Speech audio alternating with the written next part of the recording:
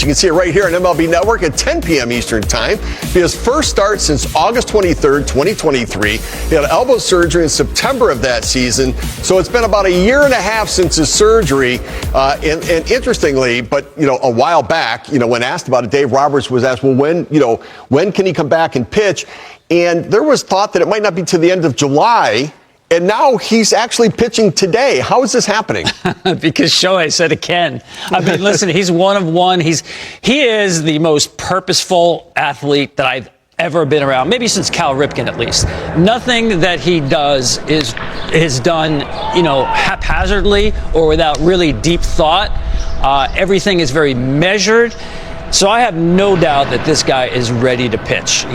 He's only going to pitch an inning or two. I get it. He's been pitching sim games. We see hitters now getting on the trajectory machine. They don't go to the minor leagues anymore. Rehab's not what it used to be.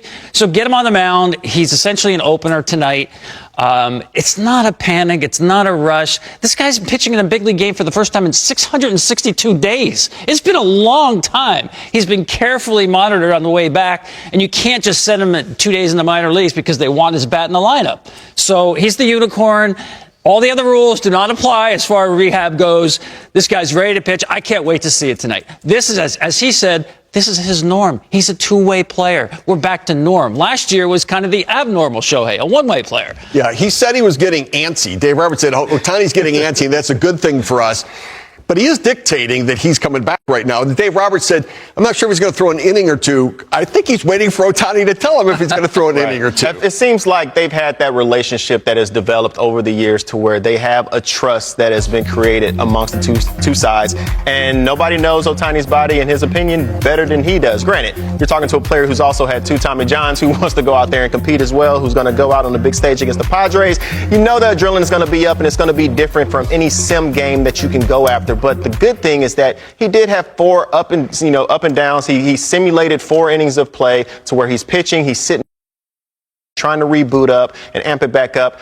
I trust Ohtani when it comes to how he feels that he's feeling, but it's a tough situation to find yourself in for the Dodgers. And yeah, it's risky, but it's the old under-promise and over-deliver strategy by Dave Roberts. You play it safe. You say we're going to see him after the All-Star game, and any time before the All-Star game is going to automatically feel like a rush or feel like a panic. But that just gave them some level of comfort to make sure, as long as we get them out by the All-Star game, we're right on track. And Steve, by the way, they can carry these openers, the Dodgers, because he doesn't count in terms of the 13 pitchers on the staff. Right. So they have 14 pitchers, 15 if you count Kike Hernandez. And exactly. And with the Ohtani rule, he can stay in and DH the rest of the game when he comes out as well. I guess when you defer $68 million a year, you get a few more rights than other players might have. Well, yes, but I think the overarching plan is to get him up and running by post-All-Star break. This is his rehab assignment, and they're not going to send him out to rehab in any of their cities because they're going to miss his bat way too much. So I think this is their way of ramping him up to the point where he's able to pitch. And I was extrapolating out, working it out. I think by the All-Star break, he should be pretty much at 5 innings comfortably, and then they can go on from there. And I'm thinking about maybe 6-7 days in between starts, whatever the number may be. So this is his rehab assignment. It makes all the sense in the world. They're not going to send him anywhere. The bat's way too important. So post All-Star break, he should be up and running kind of normally. So you'd be good if Shohei tells you, I'm good, here's the ball, go get him. Well, I would kind of be okay. Yes. But then there's going to be the doctors and the trainers and everybody else going to be involved. They have the best trainer in baseball in Ron Porterfield. I have so much faith in Porter, and I don't know how much Porter has been involved in this decision-making process, but I'm certain with their group, they talk this all the way through. They do. You got to trust Shohei. Nobody's ever done this before. That was my argument with the Angels when we started using him as a pitcher and a player. Listen, this guy's the only guy that knows how to do this. Nobody else has done it to this extent. So, yes, I'm going to listen to the show, but their medical staff is outstanding. Joe, moving from one of your former players to one of your former coaches, your former bench coach, Dave Martinez, Nationals manager, of course. Mm-hmm. He made some headlines over the weekend, and take a listen to what he had to say. When you look at the offense as a whole, I know you guys haven't produced like you wanted to this month. For you, how much of that is on the players, on coaching? It's never on coaching. Never on coaching. Okay, coaches work their off every single day. We're not going to finger point here and say it's coaches. It's never on the coaches. Okay, they work hard. The message is clear. All the work is done prior. Sometimes they got to go out there and they got to play the game. It's always been about the players. Always. I played this game a long time. Never once have I blamed the coach for anything. We can't hit for them. We can't catch the balls for them. We can't pitch for them. We can't throw strikes for them.